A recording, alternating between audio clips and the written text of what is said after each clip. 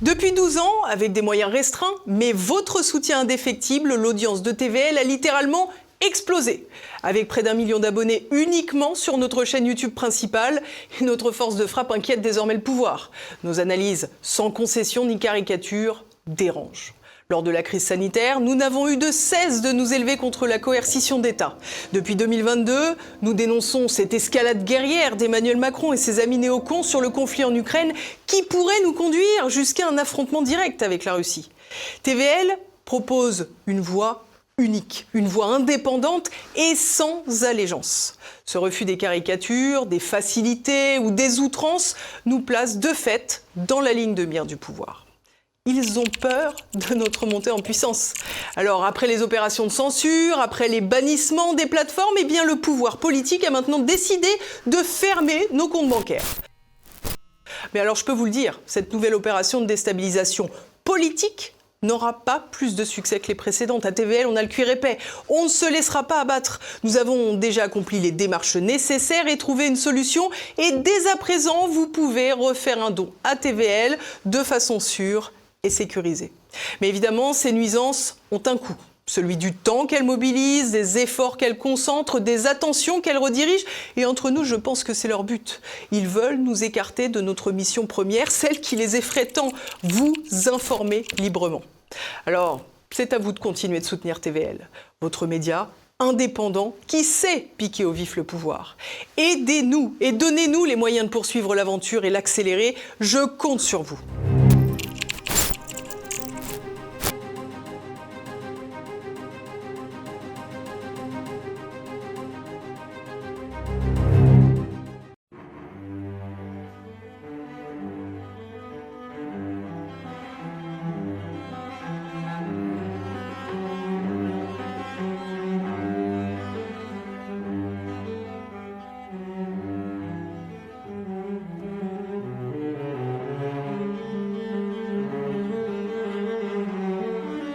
Chers amis de TV Liberté, bonjour. Nous avons la joie de recevoir ce matin Gabrielle Cluzel. Bonjour Gabrielle. Bonjour Anne, merci de me recevoir. Vous avez publié un livre très amusant qui s'appelle, enfin très amusant, on en pleure un peu quelquefois, Yes Kids, la colère d'une mère face aux nouveaux diktats de la famille, et c'est chez Fayard. Mais vous écrivez depuis longtemps. Je vous ai connu pour vos premiers recueils de nouvelles qui étaient fort bien écrites. Puis vous avez... Parlez-nous des autres livres que vous avez écrits. Alors j'ai écrit Rien de grave, un soupçon d'imprévu. C'était des recueils de nouvelles auxquels vous faites allusion. J'ai écrit Méfiez-vous de la France bien élevée, qui est un tout petit opuscule sous forme de pamphlet qui avait été écrit dans la foulée de la Manif pour tous. Et qui reste très exact parce que et qui peut s'appliquer à beaucoup de situations, il me semble-t-il. J'ai écrit Adieu Simone, aux éditions Le Centurion, sur le féminisme, qui est un peu en lien avec le livre d'aujourd'hui. Et puis le dernier livre, c'est Les Enracinés. Nous sommes tous des héritiers chez le Artege, sur ce que nous sommes également. Donc finalement, quand on regarde tous ces livres, il y a une... Vous savez, qui disait ceux qui écrivent toujours le même bouquin. Absolument. Alors c'est pas le même livre, mais néanmoins c'est assez complémentaire. Je prendrais le mot de variation. Oui, c'est ça. Il y a une mélodie et les écrivains écrivent des variations à cette mélodie. C'est très étonnant. Vous avez raison. C'est exactement ça. Alors, Yes Kids est donc la réponse à un livre qui s'appelle No Kids, de Corinne Mayer. Pouvez-vous nous parler de ce livre? Oui, alors... Sous-titre 40 raisons de ne pas avoir d'enfant. Absolument.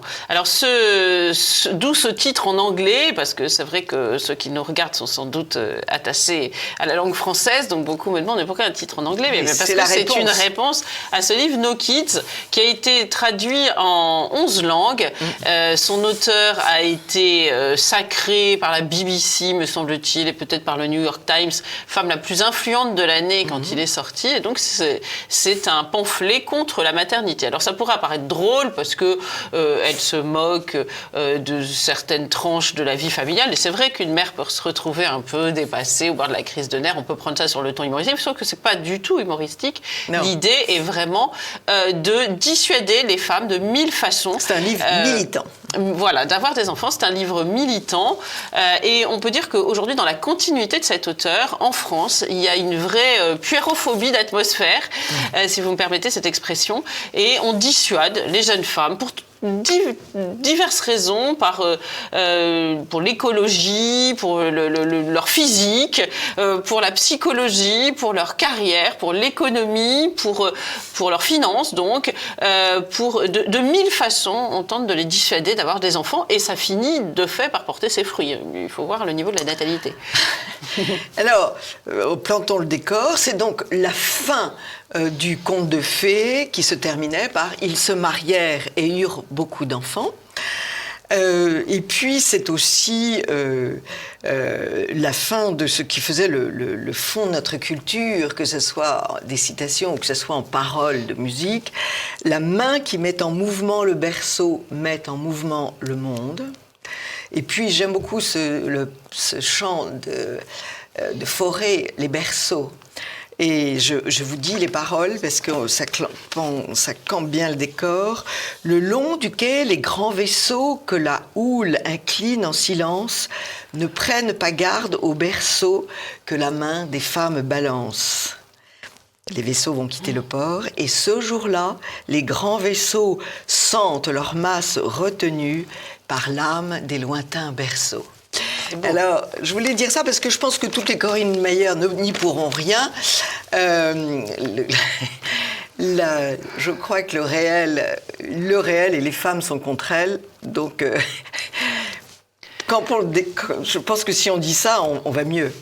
Alors, peut-être pour poursuivre sur cette métaphore des berceaux et des vaisseaux, oui. On peut souligner que parmi toutes les féministes qui ont été des natalistes dans la foulée de Simone de Beauvoir, donc vous savez, l'auteur de Mémoires d'une jeune fille dérangée, disait elle avait une haine viscérale de la maternité, c'est quand même et des enfants, c'est quand même assez frappant.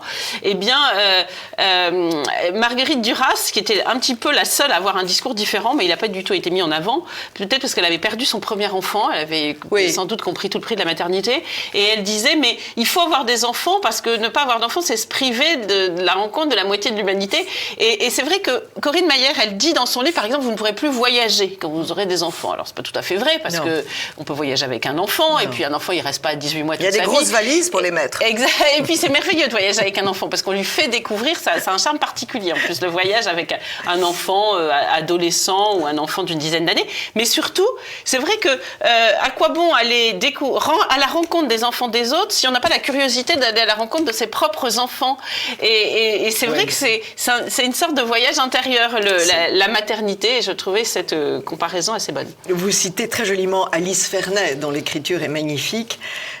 Elle est d'une famille nombreuse.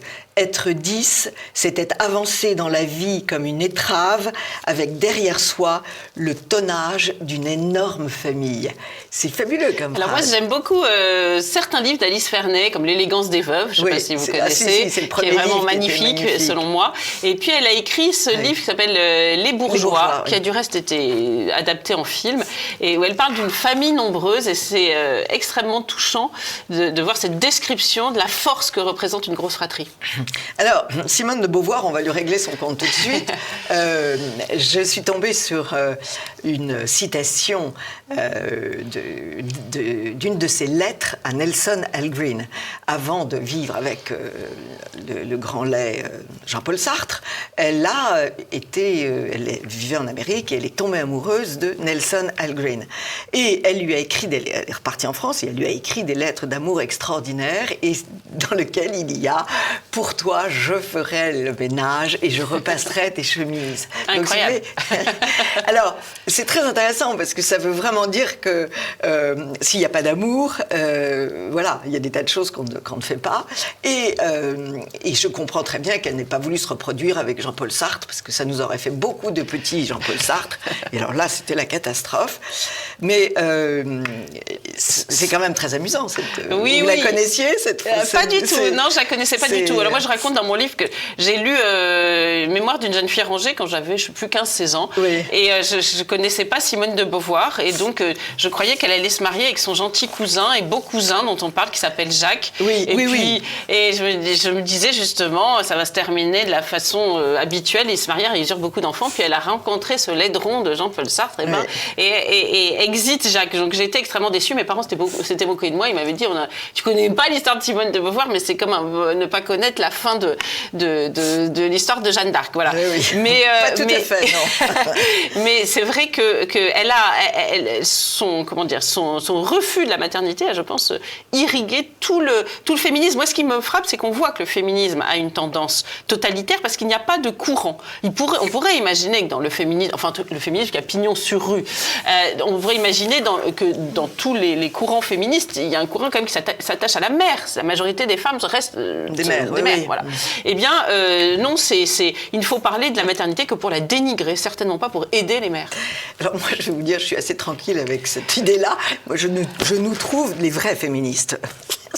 Parce que quand même, comme le dit la citation que j'ai donnée, la main des femmes et le mouvement des berceaux dirige le monde. Le réel est là, donc c'est complètement faux. Et quand j'ai fait mon petit bouquin un peu avant vous, Cessez de nous libérer avec Stéphanie Bignon, on s'est rendu compte que la femme était, enfin, on le savait un petit peu intrinsèquement, mais que la femme était quand même une puissance extraordinaire. Il y a une vidéo amusante en ce moment qui traîne sur Internet. C'est un DRH qui interroge... qui fait une présentation de poste devant 6 ou 7 candidats. Alors, il décrit le poste. C'est un poste à haute responsabilité. Vous serez très pris, 24 heures sur 24, 365 jours sur 365. Un candidat demandait pour quel prix, pour quel salaire. Aucun salaire. Et alors, les candidats commencent à comprendre que c'est une farce. Et il répond, oui, c'est le travail des mères. C'est assez bien vu. Je trouve que ça résume bien tous les problèmes. Vous êtes vous-même une maman avec 7 enfants, excusez du peu. Comment avez-vous fait pour trouver moyen pendant la sieste des enfants, mais qui est quand même courte? Non, mais je crois que la maternité et l'activité de façon générale ne sont pas incompatibles. C'est un piège d'imaginer que les femmes vont se dissoudre dans la maternité. Moi, je suis contre, par exemple, l'idée que les femmes seraient changées par la maternité. J'aime bien dire qu'elles sont augmentées par la maternité. Comme on parle d'augmenter, parce que fondamentalement, j'ai pas changé. J'aime bien sortir, j'aime bien lire, j'aime bien prendre des apéros au soleil.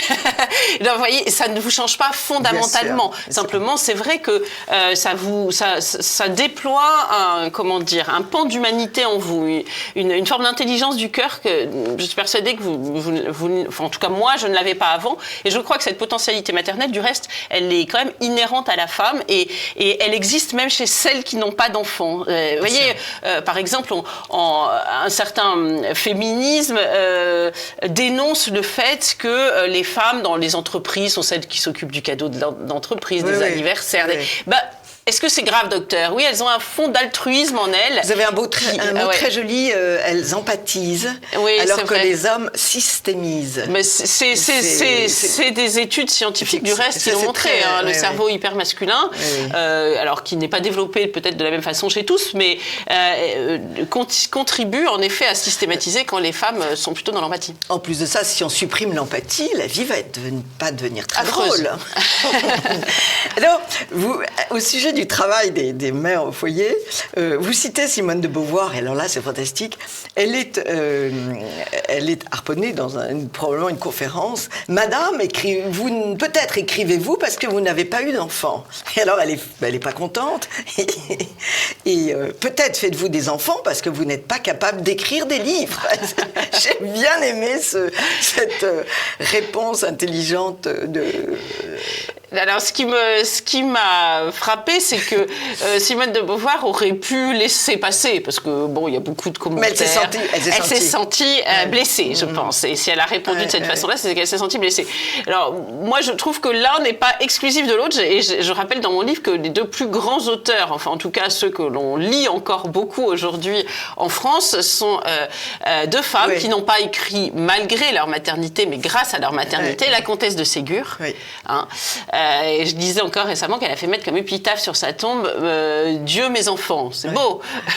Et ça a été une espèce de comédie humaine à échelle des enfants qui est quand même magnifique. Et puis Madame de Sévigné qui a commencé à écrire à sa fille. Donc c'est étonnant de voir que loin d'éteindre leur talent, la maternité a au contraire permis de le révéler. Absolument. Donc, Absolument. Et alors, Madame de Sévigné, c'est un manque. Elle était si proche de sa fille elle part très loin, et en tout cas pour l'époque, et elle comble ce manque en lui écrivant. Et ça, c'est fantastique comme idée. Et la comtesse de Ségur, c'est autre chose, mais finalement, elle avait un aspect un peu moderne dans sa façon d'appréhender la maternité, et elle bat en brèche ce qu'a développé Elisabeth Badinter. Vous savez, Elisabeth Badinter dit il n'y a pas d'instinct maternel. Oui. La preuve, au 18e, les femmes bien nées confiaient leurs enfants à une nourrice, et puis basta, elles continuaient leurs activités. On peut inverser la preuve et dire peut-être qu'en réalité, elles auraient aimé s'intéresser et s'occuper de leurs enfants, mais ce n'était pas permis aux femmes de leur qualité. Et la comtesse de Ségur, elle s'est intéressée très tôt à la psychologie des enfants. Elle a voulu s'en occuper. D'ailleurs, sa belle-mère trouvait ça un peu farfelu. Et elle avait reçu des fessées. En nombre des punitions de toutes sortes en Russie. Ils n'avaient pas avec le dos de la cuillère, je pense. Et elle a été un peu précurseuse, mais dans le bon sens du terme, avec l'éducation bienveillante. Hein. Et c'est vrai c'est vraiment une femme résolument moderne par certains aspects. Il y a une tradition italienne dans les campagnes. Quand une petite fille naît, on verse un broc d'eau à l'intérieur de la maison. Et quand c'est un petit garçon, on s'approche de la fenêtre et on jette l'eau à l'extérieur de la maison. C'est toute l'histoire de la vie de beaucoup de femmes. Notre vie est donc à l'intérieur de la maison. Et l'écriture, c'est l'activité à l'intérieur de la maison. Et ce n'est pas les gens qui travaillent en télétravail aujourd'hui qui pourront dire le contraire. Bien sûr. D'ailleurs, le télétravail est quand même une opportunité pour les femmes. Je sais que tout le monde n'aime pas le télétravail, mais néanmoins, même s'il a ses défauts, je considère qu'il permet à nombre de femmes d'articuler leur travail et leur vie familiale, parce que c'est pas le travail qui a éloigné les mères de leurs enfants, parce que les femmes paysannes autrefois travaillaient, chez les artisans elles travaillaient, mais c'est l'éloignement dans un couffin à côté. Je cite souvent Zélie Martin qui a pas si mal élevé ses enfants, nous en conviendrons, hein. Ils sont pas devenus des délinquants, la mère de Thérèse d'Enfant Jésus. Eh bien, elle avait une entreprise de dentelle et elle avait des vraies préoccupations de chef d'entreprise. Il y a une correspondance avec son mari qui est très amusante parce qu'ils avaient vraiment des soucis de chef d'entreprise, et lui-même a arrêté son travail pour venir l'aider. Mais elle avait son entreprise à côté d'elle. Oui, exactement. Alors, et puis, l'écriture, je dois vous le dire, parce que moi je l'ai vécu, c'est une source de bonheur extraordinaire, et c'est vraiment une activité extraordinaire. Jadis, les femmes brodaient, les femmes tricotaient, mais écrire, c'est une occupation tout à fait comblante. Absolument. Alors, nous allons voir, et puis les enfants, encore une fois, sont une source plus on travaille et plus on a des capacités pour travailler, et plus on est efficace. Donc, quelles sont parmi ces 40 raisons de ne pas avoir d'enfants, qu'est-ce que vous pouvez nous donner comme stupidité ? Écoutez, il y en a une qui m'a frappée, c'est qu'elle titre l'un de ses chapitres par, avec ses enfants, on passerait le mot, puisque c'est un titre de film, c'est le dîner de con tous les jours. Oui. Parce que de fait, avec un enfant de 18 mois, on est entre la banane écrasée et le petit Suisse au fond de l'assiette. Alors déjà, et c'est un peu le propre de ce livre, c'est considérer que l'enfant reste à 18 mois toute sa vie. Hein. Donc alors c'est charmant, un enfant de 18 mois, mais ça grandit, ces petites bestioles-là. Oui. Et c'est vrai que dès l'adolescence, c'est vrai que moi j'aime bien les adolescents. Vous savez, on dit c'est un peu les adolescents insupportables. Et j'aime bien l'adolescence. Vraiment l'intelligence qui s'éveille, c'est très intéressant. Et la contestation. Et la contestation. Et donc chez nous, ça force à développer. Exactement. On doit répondre. Oui. Sa force, j'ai le coutume de dire, c'est plus violent qu'un plateau télévisé. Il vous pousse dans vos retranchements, aux enfants. Il vous force à creuser vos contradictions. Vous savez, un enfant, quand vous l'élevez, je trouve qu'au début, il boit tout ce que vous dites, il s'approprie tout ce que vous lui dites, puis après, il déconstruit par l'esprit critique pour reconstruire, pour se réapproprier. Et c'est à ce moment-là qu'il faut avoir les bonnes réponses. Donc, quand vous êtes à table avec vos enfants, adolescents ou jeunes adultes, s'il n'y a plus de dîner de con, ou alors le con, c'est vous, parce que eux ont un paquet d'arguments à vous opposer. Donc, c'est une vision, j'ai trouvé, dans ce chapitre extrêmement étriquée et comment on dirait, fausse, parce que c'est de la maternité. Ça traduit aussi une méconnaissance totale de ce qu'est un enfant et des moments qu'on vit avec lui. Parce que même à 18 mois, c'est charmant un dîner. Après, c'est vrai qu'il peut y avoir de la fatigue. La première fois où l'enfant vous dit non, vous lui mettez la cuillère et il dit non en vous crachant la soupe, c'est quand même un moment qui me paraît... J'ai un fils qui a 40 ans, je me régale encore de ce moment extraordinaire où il m'a dit non. Mais du reste, ça développe des capacités. Je me suis pas sentie perturbée. ça développe chez la mère. C'est pour ça que moi, je me souviens avoir travaillé au tout début de ma carrière dans un cabinet de recrutement anglo-saxon, et ce qu'on appelait communément un chasseur de tête. Et je me souviens que le président avait écrit un livre où il racontait que les mères de famille développaient des capacités particulières. Alors je me suis dit, il a écrit ce chapitre pour faire... Moi, j'étais jeune fille à l'époque, pour faire plaisir à sa femme.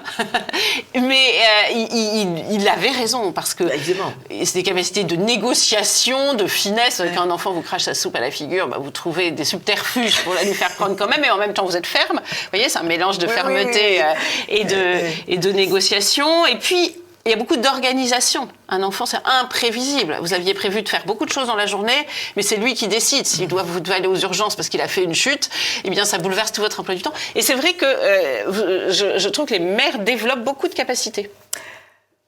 Parmi ces capacités, c'est quand même la mère le premier professeur.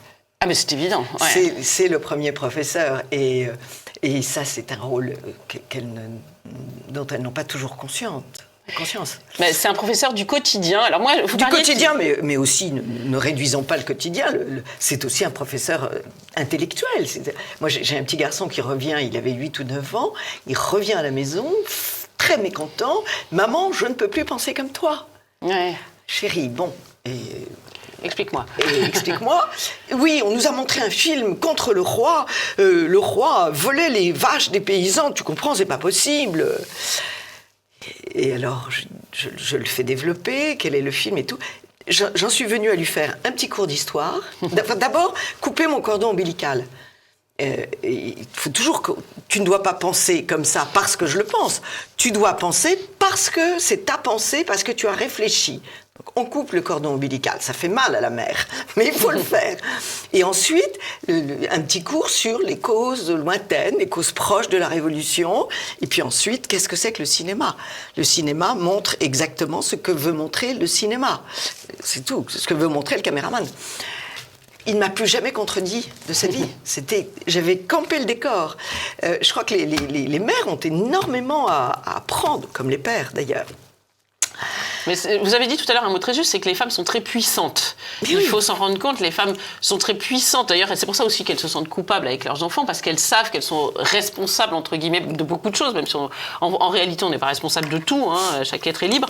Mais vous savez, c'est à la mode aujourd'hui pour déconstruire un peu la famille, puis la figure maternelle, même si ça existe, mais Dieu merci, c'est pas légion, de parler de mère toxique. Oui. Vous voyez, alors, oui. C'est une part de la propagande. Voilà, alors ça peut arriver. Hein, et c'est vrai vrai que c'est très troublant pour un enfant parce que une mer, c'est la boussole. Donc une boussole qui vous indique le sud, ça peut durablement vous troubler. Mais moi, je crois qu'il y a beaucoup de... Depuis que je suis devenue mère moi-même, je suis très indulgente. Il y a aussi beaucoup de mères maladroites ou de mères qui disent des choses qu'on ne comprendra que plus tard. Et ça, quand on est adolescent, on ne le sait pas, mais quand on a soi-même des enfants, on porte un regard différent sur notre propre mère. Absolument. Et puis, dans la dernière partie de sa vie, on analyse avec infiniment plus de finesse psychologique la vie de sa mère. Oui. Et on voit ce qui lui a manqué, ce qu'elles ont été ses souffrances, et on la comprend beaucoup mieux, finalement. Exactement. Et on lui pardonne certaines choses. À propos de la force des parents, Freud, dont je ne savais pas qu'il avait écrit cette phrase, « Celui qui est aimé par sa mère sera un conquistador ». Ça, c'est fantastique. J'aime beaucoup cette phrase. Du reste, pour rien de vous cacher, j'ai donné un livre. Je donne à chaque fois un livre à chacun de mes enfants. Ils le lisent pas, ils le liront quand ils seront plus grands, c'est pas grave. Mais pour mes fils, j'ai écrit si Freud a raison avec cette phrase, eh ben, vous serez Christophe Colomb et vous découvrirez l'Amérique.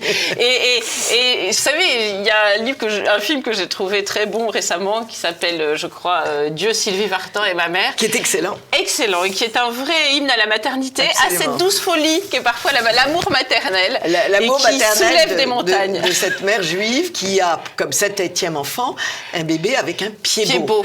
Et elle lui dit, mais c'est pas grave, mon fils, tu seras un grand avocat, tu marcheras et tu auras un grand mariage.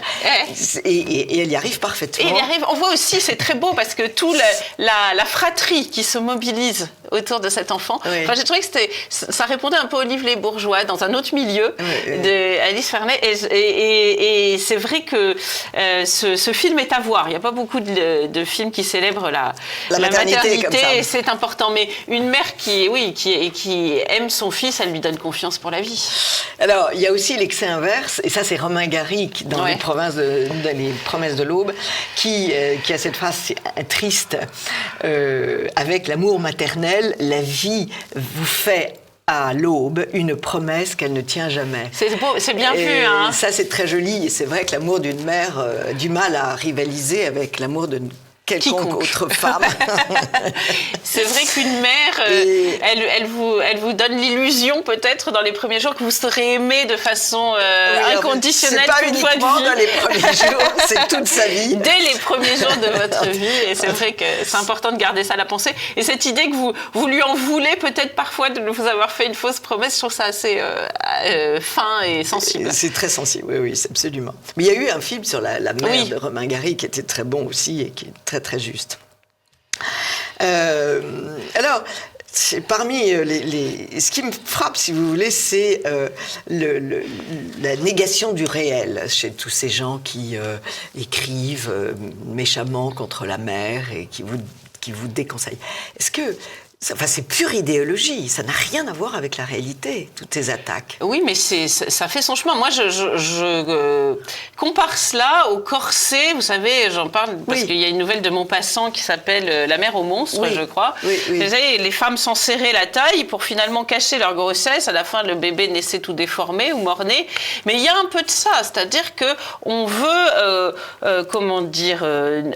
invisibiliser la maternité, le désir de maternité, la potentialité maternelle. D'ailleurs, on le fait avec les petites filles dès l'enfance, dès 13 ans, on leur dit ta fécondité, il faut que tu la traites comme une maladie chronique. La pilule, c'est ça quand même. C'est-à-dire une affection chronique comme le diabète, comme l'hypertension, et c'est ce qui engendre beaucoup de frustration parce qu'elles se disent quand j'arrête, du coup, ça va revenir immédiatement. Non, c'est fragile, c'est un don fragile, la maternité, ça ne fonctionne pas aussi simplement que ça. Et donc, déjà, il y a un regard porté sur cette maternité qui est négatif, et puis ensuite, on le présente comme une excroissance. Je vous disais que ça augmentait la femme. Elle, on leur dit que ça la diminue. C'est-à-dire, on leur dit, pose ce paquet au bord de la route, tu courras plus vite et tu iras plus loin. Alors qu'en réalité, ça fait partie d'elle-même.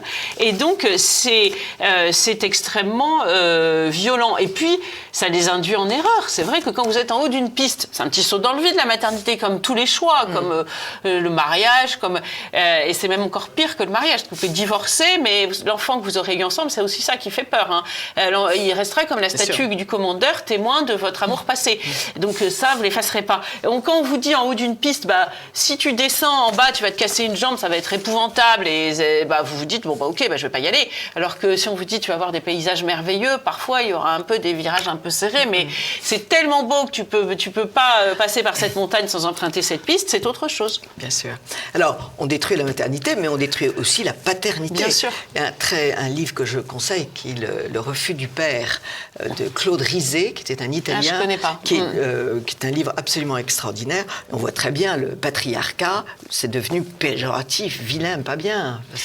Alors, il faut se rendre compte là aussi de ce qui s'est passé en mai 68. On a tué le père, mais pas seulement le père biologique de la génération d'au-dessus, on a tué le père qui était en devenir chez chacun de ces garçons. Finalement, ils sont devenus des éternels garçons, et puis comme il y avait plus... Voilà, ça a été la fin de la peur de l'enfant, entre guillemets, et donc ça a permis une sexualité plus compulsive, qui était attendue par, je sais pas, j'imagine Daniel Cohn-Bendit et ses affidés, et ils sont devenus... sans entrave. Donc c'est devenu d'éternels garçons avec d'éternelles filles. D'ailleurs, on peut faire le lien avec la mode de l'époque. On est passé d'une mode des années 50 avec des soutiens-gorge pigeonnants, des hanches, etc., à une mode très androgyne, Jane Birkin. Il y a quand même une signification. Et la mode est faite pour les jeunes filles.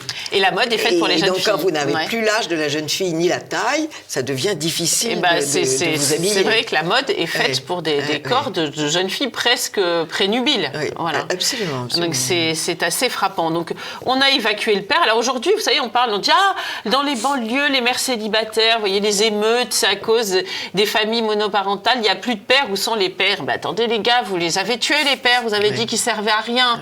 Donc aujourd'hui, ne vous plaignez pas. Et tout ce qui est fait hier, tout ce qui est fait aujourd'hui par cette population ne pourrait pas être fait dans les pays d'origine, parce que les pères sont encore les chefs de la tribu. Parce qu'il y a une autre conception de la société. Alors, pour citer le grand président qui nous dirige, il s'est exprimé de façon effrayante en disant qu'il n'avait pas de problème avec une femme qui a 7 ou 8 enfants si ça relève de son choix après avoir été instruite. Mais ce n'est pas le cas aujourd'hui. Donc toutes les mères de famille seraient des filles sans éducation. Oui, il a dit ça en 2018. Alors, il est en Afrique, mais la question ne changerait... le lieu ne change rien au sujet. Il avait dit, présentez-moi une mère de 7 ou 8 enfants qui est choisie d'avoir 7 ou 8 enfants tout en étant instruite. Donc, il supposait qu'on ne peut pas faire le choix d'avoir 7 ou 8 enfants en étant instruite. Je peux vous dire qu'il s'est pris une volée de bois vert. Parce que les Américaines conservatrices, les Calamity Jane, là-bas, elles n'ont pas apprécié. Elles ont été nombreuses à lui envoyer des petites cartes postales en disant écoutez, j'ai fait telle et telle étude. Et des filles de très haut niveau. Extrêmement brillantes. Mais en France, il y en a eu aussi qui lui ont envoyé des cartes postales. Je crois que Chantal Delsol, qui a 6 enfants, l'a fait remarquer aussi. Donc, mais ça en dit long quand même sur un état d'esprit, parce qu'il a dit ça vraiment de façon tout à fait décomplexée. Et vous remarquerez qu'au moment de la réforme des retraites, les mères, le sujet de la maternité n'a pas été abordé, alors qu'il est quand même le cœur du réacteur. Vous citez des chiffres monstrueux. Vous citez des chiffres absolument abominables. Et puis je trouve ça très con de dire ça en Afrique, parce que il connaît rien à l'Afrique, ça c'est évident, parce que beaucoup de femmes travaillent en Afrique, toutes les femmes travaillent en Afrique, et que leur travail, elles le réussissent très bien, c'est elles qui ont les finances dans la famille le plus souvent, et en tout cas dans les régions très pauvres. Et pour ramasser cet argent, il faut qu'elle soit très intelligente. Donc c'est hallucinant. D'abord, il y a cette idée quand même générale qui infuse dans toute la société que utérus et cerveau seraient inversement proportionnels. Et ça commence à devenir un peu agaçant. Voilà.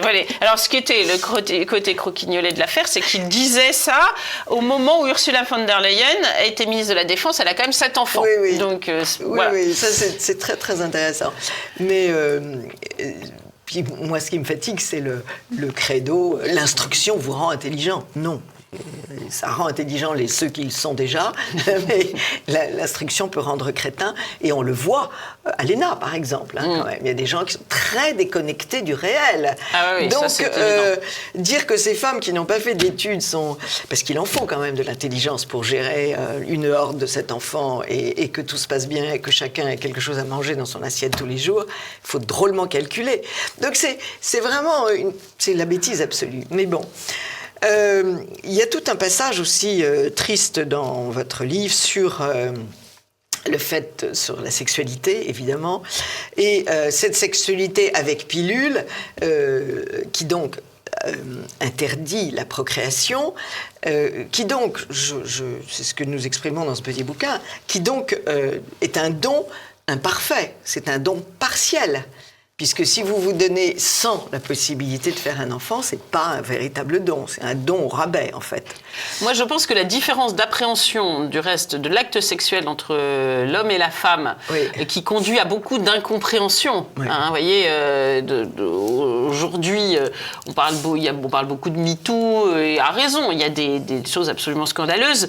Mais si vous voulez, quand j'entends dénoncer les valseuses de Depardieu, j'ai envie de leur dire, mais attendez, c'est le fruit de mai 68. Et puis, tout était déjà là. Vous vous en rendez compte aujourd'hui, mais à l'époque, ça rien ne vous dérangeait. Pourtant, ce film, il était quand même très, très particulier. Donc, pour une femme, il y a quand même cette idée, même si elle prend la pilule, même si certaines, pour plus prendre la pilule, pour des raisons écologiques, se font ligaturer les trompes. Alors, à 20 ans, prendre une telle décision, c'est remboursé à 100%. Vous aviez entendu sur le média brut, une jeune fille, et j'ai vérifié auprès de la Sécurité sociale, comme c'est considéré comme un moyen de contraception, entre 18 et 26 ans, 100% remboursé. Vous imaginez, alors, est-ce qu'elle sait ce que sera son état d'esprit en 40 ans. Aujourd'hui, on vit dans une société, tout est réversible.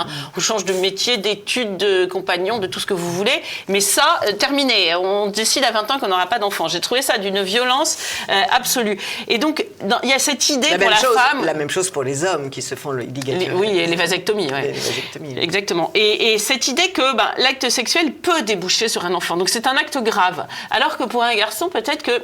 Je pense que s'il n'a pas été éduqué, et beaucoup de garçons ne sont pas éduqués aujourd'hui, il faut le dire, il n'y a pas cette idée-là. Donc ils y voient juste un acte de jouissance, et on le disait tout à l'heure, c'était pour mai 68 la façon d'augmenter la cadence, si j'ose dire, sans les conséquences qui vont avec.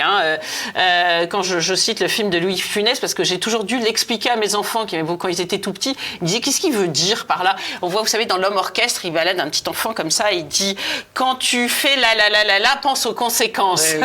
Et c'est vrai qu'il n'y a plus de conséquences, et ce hiatus entre l'appréhension de la sexualité de la femme et celle de l'homme conduit à, me semble-t-il, à beaucoup d'incompréhension. Vous citez votre mère, vous pouvez le faire pour nous.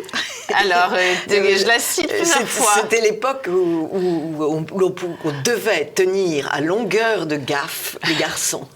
Oui, la gaffe, chers amis, vous n'avez pas tous fait du bateau, c'est ce grand manche au bout duquel il y a un crochet qui permet d'attraper un bateau ou de pousser un bateau pour qu'il ne rentre pas en collision avec vous quand vous rentrez au port. Oui, alors je m'en souviens très bien, c'était, de fait, nous regardions déjà L'Homme Orchestre. Vous savez, le charme de Louis de Funès, c'est qu'il a traversé les générations. Et ma mère m'avait dit, il faut bien reconnaître que avant la pilule, eh bien, la peur de l'enfant permettait aux filles de tenir les garçons à longueur de gaffe. C'était une façon de se refuser en leur rappelant que y avait possiblement des conséquences à ce qu'il espérait. Donc ça m'avait frappé, parce que pour moi la gaffe, c'était la gaffe de Gaston Lagaffe à l'époque. Et je ne savais pas ce qu'elle voulait dire, mais maintenant j'ai compris. Moi j'ai beaucoup utilisé de gaffe dans ma vie, donc j'ai tout de suite compris. Mais est-ce qu'il n'y a pas un défaut quand même d'éducation des mères avec leurs filles? Est-ce que c'est pas là le drame total? Moi, mais il y a un... Pardon, j'ai écouté des tas d'émissions où des femmes jeunes ou moins jeunes racontent le désastre de leur avortement, et je me dis, mais enfin, elles sont arrivées sur l'obstacle sans qu'on leur dise rien. Il y a beaucoup de défauts d'éducation, de beaucoup de sortes. Non, mais vous avez raison, il y a un... De la part du père comme de la mère, parce que les deux peuvent le faire. Oui, et il me semble que de fait, il y a un nœud, sans doute, c'est là où réside l'explication de beaucoup de nos problèmes, et les parents, évidemment, devraient parler, mais aussi les mères avec leurs fils, les fils avec leurs filles. Et les pères avec leurs fils. Voilà, les pères avec leurs fils, voilà, sûr. exactement, et les pères avec leurs filles aussi. Mais vous savez, il n'y a plus de pères, les mères, parfois, ont du mal à jouer leur rôle de mère, donc il y a tout à reconstruire, hein. Et c'est vrai que c'est devenu excessivement compliqué, mais j'ai voulu me focaliser dans ce livre sur la maternité, parce qu'il me semble qu'on est en train d'atteindre un désir qui est quand même inhérent à la mère. Vous savez, on dit aujourd'hui, dans ces temps d'antispécistes, que l'humain, c'est une espèce comme une autre, voyez. Et pourtant, on nie cet instinct qu'on reconnaît chez le chat. Moi, j'ai un chat qui vient d'avoir une portée. Je peux vous dire que l'instinct de la mère, il est extrêmement frappant. Je me suis dit, comment elle va se débrouiller là? Mais elle se débrouille très bien. Et donc, on le nie chez l'humain. On se dit, la femme n'a pas d'instinct maternel. Mais bien sûr qu'elle en a un, mais il ne faut pas lui éteindre. Mais à partir du moment où on vit dans un monde de mensonges dans tous les domaines, pourquoi ne pas nier que il y a des femmes qui n'ont pas d'instinct maternel? Alors, ils s'expriment de façon diverse chez les unes et les autres. Il y en a sans doute quelques-unes. Mais globalement, reconnaissons que l'instinct maternel est développé. Moi, une institutrice me disait, quand je demande à une petite fille en maternelle qui veut avoir des enfants, elle lève tout le doigt. À 25 ans, plus personne n'en veut. Elle me dit, mais qui est le plus proche de l'état de nature? La petite fille à 5 ans, que la société n'a pas encore formatée, ou la fille de 25? La société conditionne la fille de 25. Et puis, les campagnes sont effrayantes quand on pense à l'auteur de Harry Potter, J.K. Rowling, qui a été jeté aux orties pour avoir affirmé que seules les femmes peuvent avoir leurs règles. Non, mais c'est quoi dans des fous? Là, on est... Vous savez que Boris Johnson lui-même l'a dit. Pourtant, vous savez, ce Boris Johnson, il a fait figure de parangon de conservatisme, ou en tout cas, c'était l'homme du Brexit, donc on s'imaginait qu'il était incroyable. Il a dit, oui, je crois qu'on ne peut pas dire que seules les femmes... C'est lui qui est à l'origine de la trahison avec les Ukrainiens et les Russes. Donc ne parlons pas de Boris Johnson, son discours est totalement faux de A à Z. Ce qui est intéressant, c'est quand vous citez Cioran qui dit il n'a pas voulu être père, et parce que sa mère avait écrit « J'aurais dû avorter ». Oui, alors c'est quelque chose qui est connu. Fou, déjà, la violence du propos est quand même impressionnante. Vous savez, aujourd'hui, il y a toute une littérature autour du regret maternel. Bien sûr. Ce qui me paraît complètement, d'ailleurs, fallacieux, parce qu'on peut être angoissé par une maternité qui n'arrive pas au bon moment, fatigué, paniqué, pourquoi pas, mais 20 ans après, 30 ans après, 40 ans après, je connais pas de mère, honnêtement, moi j'en connais pas, qui disent j'aurais préféré ne jamais avoir été mère, même celles qui ont perdu leur enfant.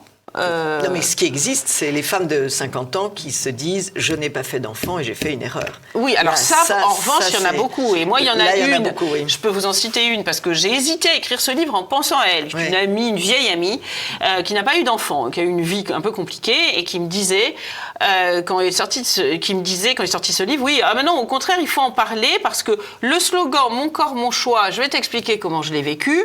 J'ai commencé par vivre avec un homme qui avait déjà des enfants d'une première union, qui n'en voulait pas. Donc c'était mon corps, son choix. Et puis après, quand je me suis retrouvée seule, il était trop tard. Donc c'était mon corps, non choix. Donc le slogan mon corps, mon choix, je ne veux plus qu'on en parle. Voilà la façon dont elle m'a raconté sa vie. Donc ça me semble important de le dire. Alors il y a des tas de femmes de 50 ans qui vous diront non, je regrette pas, ou qui diront les enfants c'est insupportable. Mais ça me rappelle un peu la fable Ces raisins sont trop verts de La Fontaine, pour être tout à fait honnête. Bien sûr. Et je ne veux pas les blesser en disant cela, mais je pense que pour beaucoup, c'est une réalité. Il y a un monde où l'attaque de la mère est tout de même moins grande, c'est le monde latin, c'est l'Espagne et l'Italie.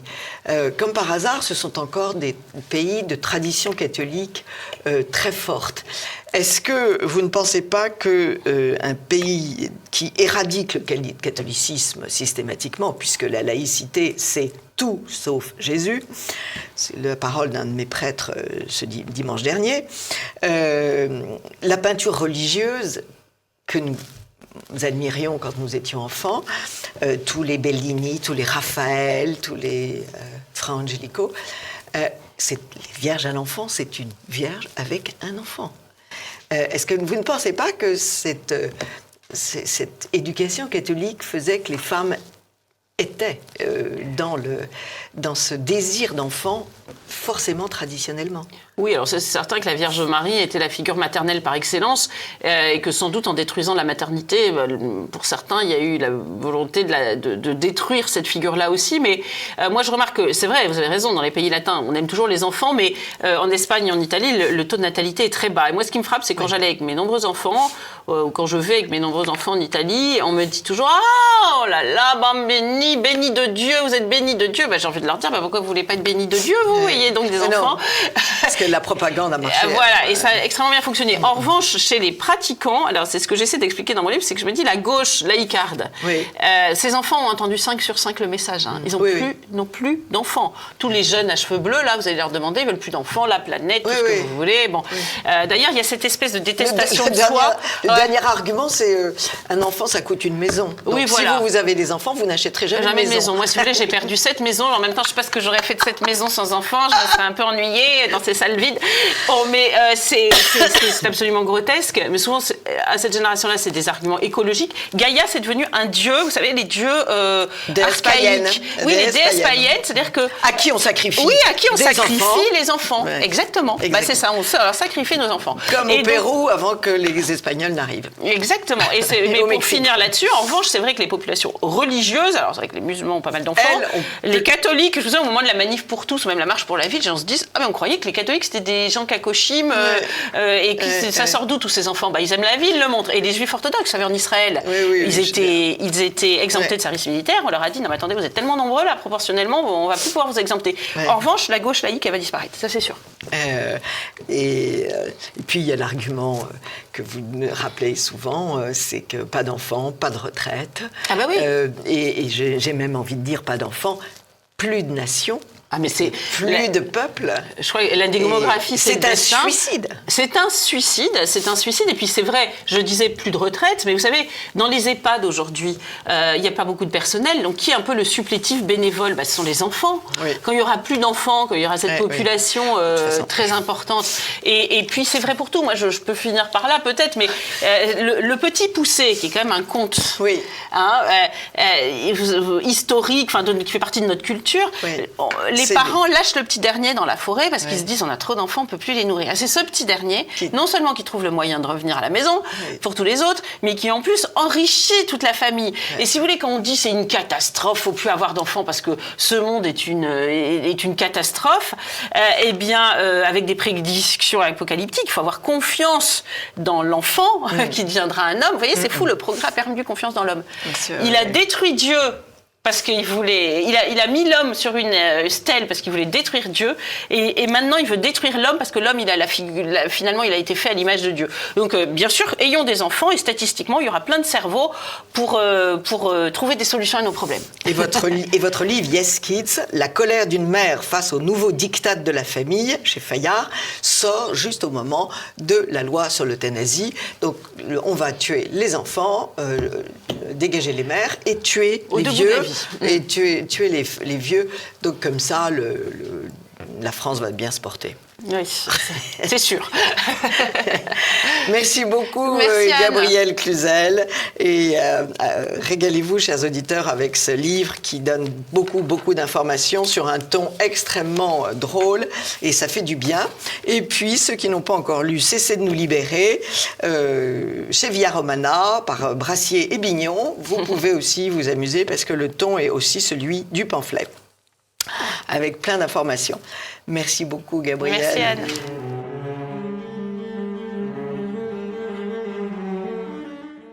Chers amis de TV Liberté, bonjour. Nous avons la joie de recevoir ce matin un musicien que vous connaissez déjà. Il est venu à cette antenne, Rogatien d'Espagne. Bonjour, Rogatien. Bonjour, madame. Je suis heureuse parce que c'est la deuxième fois que je vous reçois. Vous êtes un chef de chœur. Vous êtes le fils d'un organiste que je connais bien puisque c'est celui de ma paroisse.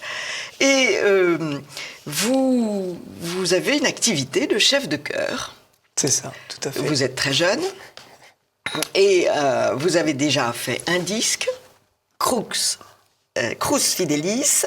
Qu'est-ce que c'était Alors c'était le premier disque que nous avons enregistré avec un ensemble que j'avais monté en 2000. Donc nous avions enregistré en 2019 avec le chœur Ephata. Voilà. Et c'était un disque qui réunissait des motets de la polyphonie sacrée de Victoria à Poulenc. Très bien. Souvenez-vous, chers amis, chœur Ephata. Et vous revenez à ce micro pour 2 événements importants, un disque et un concert, le 14, 18 et 20 juin à l'église Saint-Roch. Concert tout à fait étonnant, je vous signale, et je vous invite à vous y rendre. Alors, évoquons d'abord le disque. Le disque, lui, concerne proprement la liturgie. Oui, c'est ça. Donc c'est un disque que nous avons appelé l'Offrande et il réunit une sélection de chants d'assemblée connus, mais harmonisés, arrangés un petit peu différemment avec des harmonisations originales pour chœur polyphonique. Alors, choisissez-en un et expliquez-nous. Alors, l'idée, si je peux remettre un petit peu de contexte. Vous pouvez. Merci beaucoup. Donc, ça fait, depuis la création du chœur Ephata, nous sommes donnés pour but de diffuser la beauté, la richesse du répertoire polyphonique choral voilà, et sacré. Et pour ça, nous avons choisi 2 moyens principaux. D'une part, le concert à entrée libre, on en parlera tout à l'heure. Entrée libre, souvenez-vous bien, c'est gratuit. Voilà, pour garantir un accès le plus large possible. Oui. Et le chant de la liturgie. En effet, la liturgie, en plus de nous permettre de découvrir les beautés du chant grégorien, permet aussi de replacer le répertoire sacré dans son écrin originel de création, et ça nous permet en fait comme d'entrer un petit peu dans l'intimité du compositeur qui fait de sa musique une véritable prière, et la prière qui peut être un peu à la source de sa création, à la source de son génie créateur. Et donc ça, en tant que musicien aussi, c'est vraiment une grande chance, une grande grâce, une grande joie de pouvoir chanter la liturgie pour chanter ces motets au sein de la liturgie. Et à force de chanter la liturgie, donc depuis 7 ans, entre le chant grégorien et le répertoire polyphonique sacré, il nous est apparu aussi également très important de pouvoir chanter avec l'assemblée. Qui a envie de chanter. Qui a souvent effectivement envie de chanter et qui si on l'invite à chanter, il participe avec joie. Et on a remarqué également que le répertoire d'assemblée est souvent peut-être un petit peu délaissé par les chœurs. Et donc nous, de notre expérience, en proposant pour chaque liturgie des harmonisations originales, des arrangements pour chœur, pour soutenir l'Assemblée, on a reçu de très beaux retours sur cette chose-là, sur le fait que l'Assemblée se sentait soutenue. Oui, puis c'est la fin de la séparation en 2 groupes. Le chœur sophistiqué, très savant, qui chante des polyphonies magiques et merveilleuses, et puis de l'autre côté, le brave peuple qui chante des choses plan-plan. Exactement. Là, vous réunissez les deux, vous entraînez la foule, ça c'est merveilleux. Pour essayer de marquer l'unité aussi dans la prière de toute l'Assemblée, et pour, chose aussi importante, essayer d'unifier un petit peu esthétiquement toute la musique liturgique au sein d'une liturgie. Très très bonne idée. Donnez-nous un exemple que nous allons... Oui, on y vient. Et donc, ces arrangements, par exemple, je pense à un chant que peut-être beaucoup connaissent, qui s'appelle « Jésus, toi qui as promis », un chant pour invoquer l'Esprit Saint. Nous avons pris cette mélodie et pour un petit peu aussi faire ressortir la mélodie de l'assemblée, accompagner cette mélodie de 4 autres voix, donc ce qui fait un arrangement à 5 voix, avec une voix de soprane au-dessus de la mélodie, et entre chaque refrain, au lieu de chanter uniquement ce refrain, entre chaque refrain, nous avons inséré des motets, nous avons inséré des versets dans le style grégorien, mais une ligne grégorienne harmonisée par un chœur d'homme et chanté par une soliste mezzo. Et ce chant, c'est un chant récent, c'est un chant C'est un ancien? chant tout à fait récent, oui, qui doit dater des années 2000. Je ne le connais pas, c'est pour ça que je vous pose la question. Mais vous voyez, chers amis de TV Liberté, que Rogatien d'Espagne est un homme extrêmement précis et un grand professionnel du chant. Mais vous me l'aviez déjà dit à son premier passage, donc l'homme n'a pas changé. Donc ce disque qui va s'appeler L'Offrande. L'Offrande se trouvera en kiosque quand? Alors, il est disponible dès maintenant à la vente sur notre site internet. Et le Chœur et Fata? Chœurefata.com. Chœurefata.com, voilà. Exactement. Et il sera disponible sur toutes les plateformes d'écoute à partir du 2 juillet. SoundCloud Exactement, Spotify, Vous êtes sur SoundCloud? Deezer. Oui, sur Spotify, sur Deezer, sur YouTube Music. Bien. Entre parenthèses, je signale que j'ai mis sur SoundCloud, je suis très fière de ce saut dans la modernité, tout ce que j'ai enregistré de poésie les plus classiques et les plus éternelles pour les enfants, La petite histoire de France de Jacques Bainville et Les petites vies de saints de Morissette Vialandru. SoundCloud, c'est fait fantastique parce que vous êtes en voiture, vous prenez le meilleur téléphone de la voiture et vous pouvez passer un long voyage avec des enfants sages. Et si vous êtes sans enfants, avec beaucoup de la très belle musique et de beaux poèmes. Et nous reprenons, cher Rogatien, avec cette deuxième œuvre que vous allez chanter à l'église Saint-Roch, qui est quelque chose qui ne s'est jamais fait. Alors, oui et non. Oui. Parce que tout a déjà été fait, vous avez raison. Mais c'est un programme que nous avons appelé le Chemin de Dismas et qui a cela d'original, c'est-à-dire ce qui est original dans ce Chemin de Dismas, c'est que nous avons réuni des grands motets d'immenses compositeurs comme Bach, Mendelssohn, Bruckner, Reger, qui sont tous des musiciens allemands. Et qui nous propose une musique exceptionnelle, magnifique, vraiment pour cœur, très, très prenante, très poignante, très priante. Et ces motets-là, nous les avons réunis dans une histoire, pour raconter une histoire. Vous avez créé une histoire. Exactement, l'histoire de Dismas, qui est un personnage donc fictif, mais un personnage... Et qui porte le nom du bon larron. Du bon larron, exactement, parce que c'est un personnage tourmenté dans la misère, qui a beaucoup souffert, qui souffre beaucoup, et que nous retrouvons donc au début du programme, dans cet état-là. Et nous allons le suivre tout au long du concert, à travers un récit qui sera chanté en français, avec une musique composée pour l'occasion. Voilà, cette musique fera le lien entre tous les motets dont je viens de parler. Et nous allons suivre donc toutes les interrogations de Dismas, ces questionnements au bord de Dismas qui est au bord du gouffre et qui, je vous annonce la fin, ça se finit bien, il sera illuminé par la grâce et à la fin, il pourra se reposer sur Jésus, son sauveur. En fait, vous reprenez un peu le principe des passions de Jean-Sébastien Bach.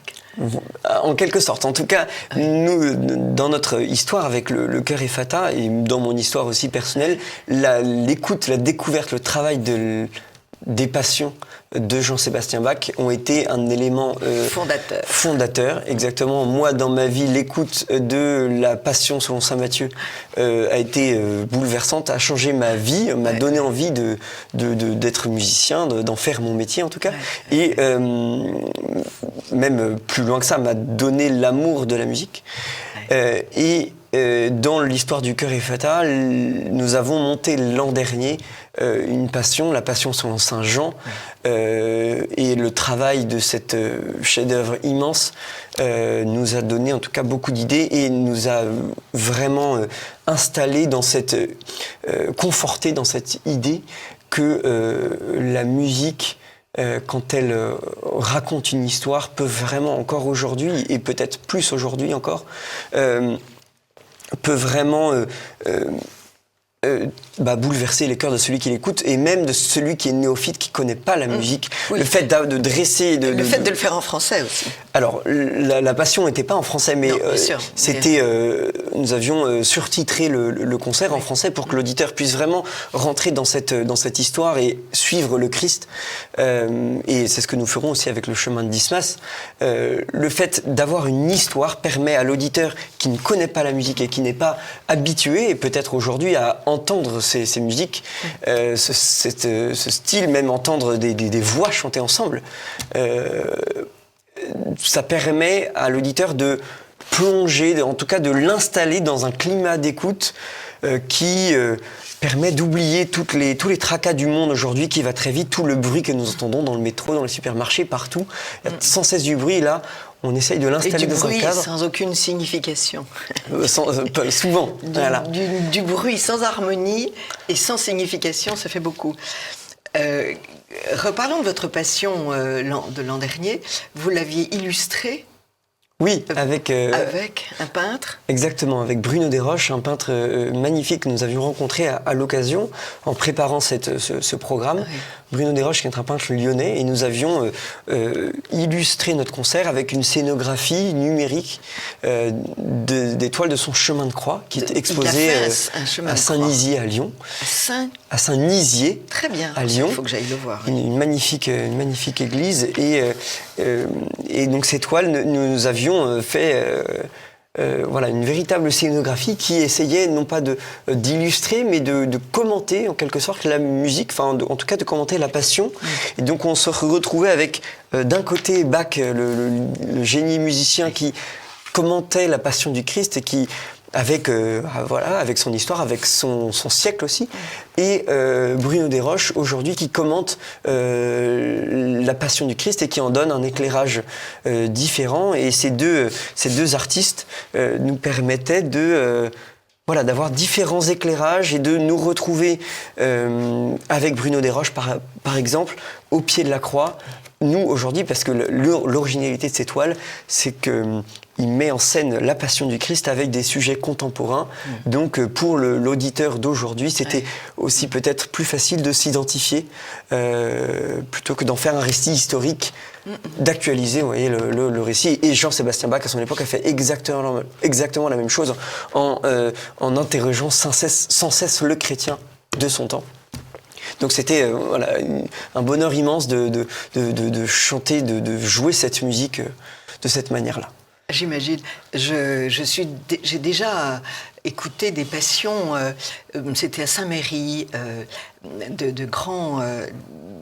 avec cette idée-là, et c'était fantastique, c'était il y a une trentaine d'années, c'était un vidéaste qui avait fait, avec un chœur, bien sûr, c'était un travail en commun, un chœur qui chantait donc les passions, et il y avait un immense écran, et des photos d'œuvres d'art, des chefs-d'œuvre de l'art européen, et en sous-titres, le texte des chants. Et ce qu'il y avait d'extraordinaire, c'est qu'au moment des grands chœurs connus, la foule se levait, l'assistance se levait pour chanter. Et c'était un moment absolument prodigieux. Il faut faire chanter le public. Bah, nous avons des expériences très belles, très émouvantes avec le Chœur Ephphatha, justement.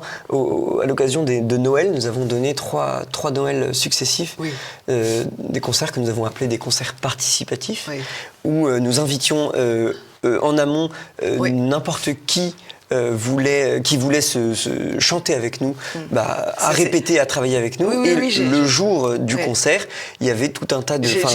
un certain nombre J'étais très tentée de vous rejoindre, mais vous faites ces concerts trop tard.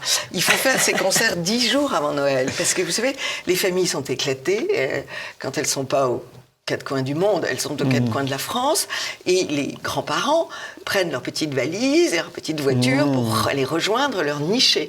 Donc il faut que vous le fassiez un petit peu plus tôt, et je participerai à votre prochain concert participatif. Alors nous allons donner, pour terminer cette émission, un extrait, un air de Mendelssohn. Voilà, un motet qui s'appelle, qui est un psaume, le psaume 22 ou 21 selon les numérotations.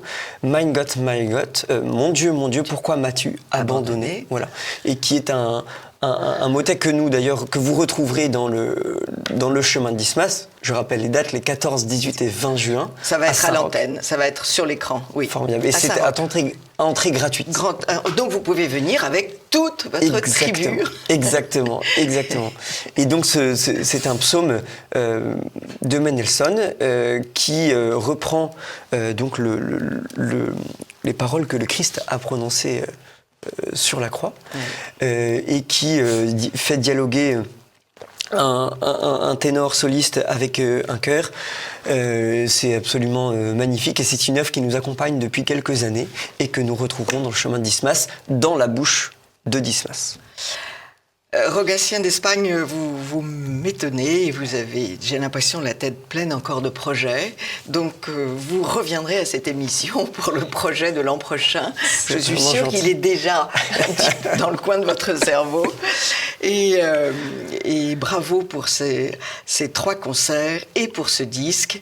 Et nous écoutons Mendelssohn. Merci beaucoup, Rogatien d'Espagne.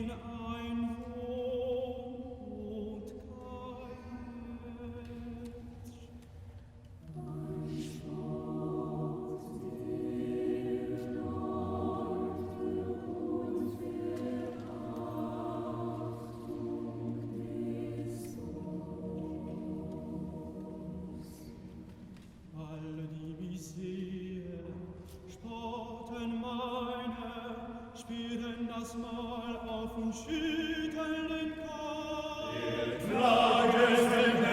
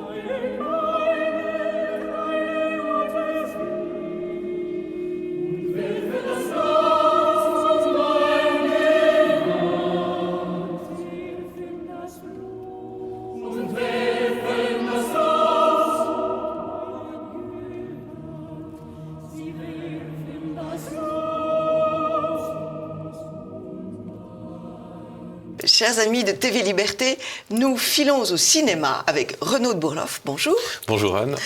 Et nous avons un beau film à vous proposer. Bien sûr, le nouveau film de Cheyenne Caron, L'Agneau. Donc un film encore dans cette trilogie sur les prêtres. Après le film sur le Père Jacques Hamel, le film inspiré du Père Jacques Hamel, nous avons cette fois-ci L'Agneau qui met en scène un curé de paroisse, un curé qui est très dévoué auprès de ses paroissiens et qui va se retrouver accusé injustement d'agression sexuelle sur une jeune fille. Enfin, d'attouchement, c'est parce que d'agression. Déjà, le mot est un peu lourd. Oui, absolument. Donc en fait, il aborde la question des scandales qui secouent les hommes d'église, mais cette fois-ci en renversant en fait l'accusation. Cette fois-ci, on parle de ce point d'une accusation à tort. Oui, ce point malheureusement oublié, c'est la présomption d'innocence. Il n'y a plus de présomption d'innocence avec le MeToo. Alors, une mère de famille pas très nette déjà, qui laisse sa fille donc accuser ce prêtre sans avoir bien assuré les choses. Il y a aussi la tristesse de voir l'évêque dénoncer à la justice républicaine ce prêtre. Et évidemment, la justice républicaine se pourlèche, n'en fait qu'une bouchée. On voit cette scène avec le procureur, bien sûr. Qui est effrayante. Le procureur qui prend un malin plaisir à accuser le prêtre. Et c'est une des faiblesses de nos évêques aujourd'hui, c'est d'avoir accepté cette délégation de justice. Il y a depuis des siècles dans l'Église une justice de l'Église. Quant à la veille, il y a toujours des brebis, dans n'importe quel groupe social, il y a des brebis galeuses. Ces brebis galeuses étaient enfermés dans des couvents. En Italie, il y avait des couvents bien entourés de barrières où étaient mis ces moines ou ces prêtres. Et on n'avait pas besoin de la justice républicaine. Cette dénonciation est absolument monstrueuse, surtout en l'état de la République, dont le sport est de taper sur l'Église. Même si, une nuance apportée quand même, on voit que l'évêque, il pense de bonne foi que ce curé est peut-être coupable. Donc, non, mais le problème n'est pas là. Coupable ou pas coupable, c'est à l'Église de régler ses affaires. Ce n'est pas à confier à la justice républicaine la chose. Vous voyez ce que je veux dire ? Ça, j'avais compris. Bon. Ouais, ça, c'est la première chose. La deuxième chose, alors c'est un film poignant, hein, puisqu'on voit une sorte de montée au calvaire de ce jeune prêtre dynamique, généreux, qui fait un bien fou dans sa paroisse, qui convertit des jeunes, monter donc au calvaire de la dénonciation. Le prêtre, l'évêque lui retire sa chaire, lui retire son église. Enfin bref, c'est une horreur. Et on est pris par... je ne dis pas la fin du film parce que c'est... Mais disons que le film a le mérite d'être bien joué. Puis on ne retrouve pas tellement ce qu'on retrouve habituellement chez Cheyenne Caron. C'est-à-dire que, une tension nerveuse. Il y a vraiment une construction avec un très bon acteur. Seul dans mon bureau avec une vidéo, j'étais vraiment effondrée. Et puis il y a aussi tout ce contexte, c'est très bien présenté. C'est vrai on a toujours ce qu'on a habituellement chez Cheyenne Caron, hein, des personnes, des acteurs non professionnels qui parlent un peu comme dans la vie de tous les jours. Oui, mais ça a son charme aussi. Qui joue très bien. Aussi parce qu'on voit des gens qui parlent, on voit des gens qui parlent comme vous et moi. Bon. Il y a une africaine qui joue très très bien. Et deuxième chose qui est épouvantable dans ce film, c'est qui crée d'ailleurs qui crée le drame, c'est un père de famille qui est expulsé de la vie de famille par une femme, par sa femme, et qui vient donc se confier à ce jeune prêtre. Et qui jure devant Dieu qu'il est innocent. Et pourquoi? Qu'est-ce qui s'est passé? En fait, ce père de famille était le seul à s'occuper des 2 filles. Madame travaillait probablement à l'extérieur. Et il leur donnait le bain tous les soirs. Et madame, qui visiblement... Enfin, monsieur ne rapportait pas beaucoup d'argent à la maison, donc c'est lui qui s'occupait. Celui qui faisait les bains et les dîners. Puis, c'était le monde inversé. Et donc, madame en a eu assez et elle veut l'expulser. À mon avis, elle trouve ce prétexte. Il a, en baignant ma 2e fille, qui avait 5 ans tout de même, il a eu des attouchements sexuels. Alors, je dois bien vous camper le décor, chers amis de TV Liberté, et vous le savez sûrement. Cette accusation d'attouchement sexuel sur des enfants a été inventée par les avocats américains pour que des femmes puissent dégager leur conjoint et en tirer un maximum de fric. Donc il faut bien camper le décor, hein, parce que, si vous voulez, quand un père de famille fait baigner ses enfants, il y en a quand même très très peu qui s'amusent à ce genre de choses. Il faut quand même pas généraliser. Enfin, c'est très malsain. Vous voyez ce que je veux dire? C'est très malsain. Et ça me paraît... alors, Cheyenne a tout à fait raison d'en parler, parce qu'encore une fois, elle soulève un second problème. J'aurais bien aimé discuter avec elle pour savoir si elle y a pensé. Mais c'est un film dur et qui n'est pas à voir avec les enfants, évidemment, mais qui soulève tous ces problèmes. Merci Renaud. Alors nous avons un autre film qui est Les Musiciens. C'est un film de musique, bien sûr. C'est l'histoire d'une fille, la fille d'un grand industriel très fortuné, qui avait pour passion la musique et les instruments anciens. Et son père voulait réunir 4 Stradivari, ou Stradivarius, c'est-à-dire ces instruments faits par ce grand luthier, et pour jouer en quatuor et enregistrer leur composition d'un compositeur contemporain. C'est un très joli film, très très joli film, parce que l'on voit tout le mystère du quatuor. Les 4 musiciens arrivent avec leurs égos, leurs problèmes, leurs drames et leurs milieux différents. Et évidemment, ça ne marche pas du tout. Ça ne marche pas du tout, et ça grince, et ça ne va pas. Et la fille de l'industriel s'arrache les cheveux, et elle a l'idée de faire venir le compositeur. Et le compositeur arrive avec son air lunaire, extraordinaire, et leur fait comprendre qu'un quatuor, c'est comme le vol des oiseaux qui volent en nuée, vous savez. Ils sont tous très près les uns des autres. Et c'est, voilà, le quatuor, ça doit être ça. Et c'est magique, et il y réussit. Donc c'est un très joli film. J'avais un peu peur, parce que je suis... pas très souple à la musique contemporaine, mais la musique est très belle. C'était une année très musicale, très prodigieuse et en fanfare. Oui, absolument. Très musicale cette année cinématographique. Absolument. Alors vous êtes allé au Festival de Cannes.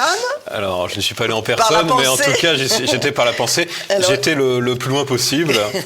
Alors, le palmarès de cette année. Bon, honnêtement, ce Festival de Cannes 2025, on a connu pire. Bon, alors la Palme d'Or est attribué à un film iranien intitulé Un simple accident. C'est le film de Jafar Panahi, il est très connu en Iran. Cinéaste, il a déjà eu le Lion d'Or à la Mostra de Venise pour un autre film. C'est pas lui qui a fait Taxi? Tout à fait, oui. Taxi Téhéran, oui. Et l'Ours d'Or à Berlin. Donc bon, on n'a pas l'apologie de l'avortement comme avec 4 mois, 3 semaines, 2 jours, pas l'apologie de l'euthanasie comme avec Amour. Vous savez, le mari qui tue sa femme par amour. Oui, c'est... Palme d'Or à Cannes, bien sûr. Non, là, cette fois-ci, je pense que la politique n'est pas très loin, parce qu'il s'agit d'attaquer l'Iran. Parce que c'est une personne qui est en mauvais terme avec le régime iranien. Voilà, film semi-autobiographique du cinéaste, en rapport avec ses anciennes conditions de détention. Un film coproduit, d'ailleurs, par une société française, les films Péléas. Vous savez, c'est la société de cinéma française qui est connue dans les films que personne ne va voir. Donc voilà. ce film qui s'appelle Un simple accident. Un simple accident. Okay. Grand Prix, donc ce qu'on appelle le Grand Prix, c'est un peu la Palme d'Argent, si vous voulez. Oui. Valeurs sentimentales, un film norvégien, qui est une histoire de famille dans le milieu des artistes, dans le milieu des artistes de cinéma. Film norvégien, parce que les Norvégiens aussi font du cinéma. On connaît un peu mieux leurs voisins suédois. Oui. La Suède étant le pays d'Ingrid Bergman.